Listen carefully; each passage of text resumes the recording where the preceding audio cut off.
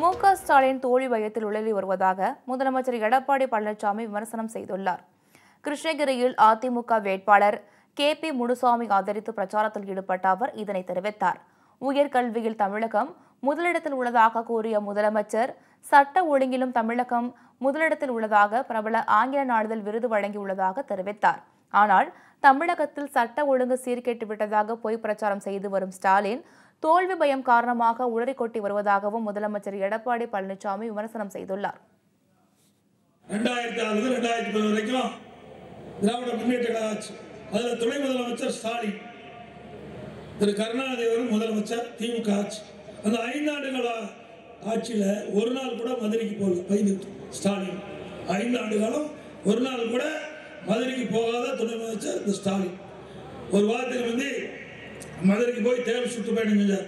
சுற்றுப்பயணம் செஞ்சுட்டு அடுத்த நாள் காலையில் போகும்போது, அடுத்த நாள் காலையில் மதுரை வீதியில் டீ ஷர்ட் போட்டுக்கிட்டு எல்லாத்தையும் கும்பிட்டு போனார்.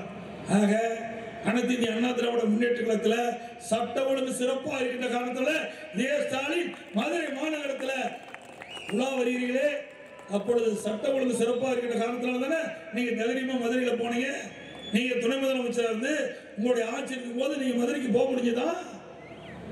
சட்ட ஒழுங்கு பேணி காப்பதிலே தான் சிறந்த மாநிலம் என்பதை நேரத்தில் தெரிவித்து, இன்றைக்கு ஸ்டாலின் அவர்கள் என்னென்ன நினைச்சார், அதிமுக உடைக்கணும்னு நினைச்சாரு, அதுவும் பலிக்கல. ஆட்சி கவிழ்க்கணும்னு நினைச்சாரு, அதுவும் பலிக்கல. இதெல்லாம் இல்லாத காரணத்தினால அரண்டு மிரண்டு பயந்து தோல்வி பயத்துல தோல்வி சுரம் வந்து ஏதோ பேசிட்டு இருக்கார்.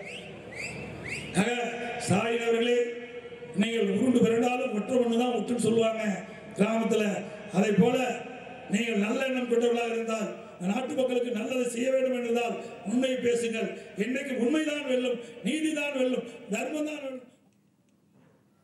முதலமைச்சர் ஆக வேண்டும் என்ற ஸ்டாலினின் கனவு ஒருபோதும் நிறைவேறாது என்றும் முதலமைச்சர் அப்போது தெரிவித்தார்.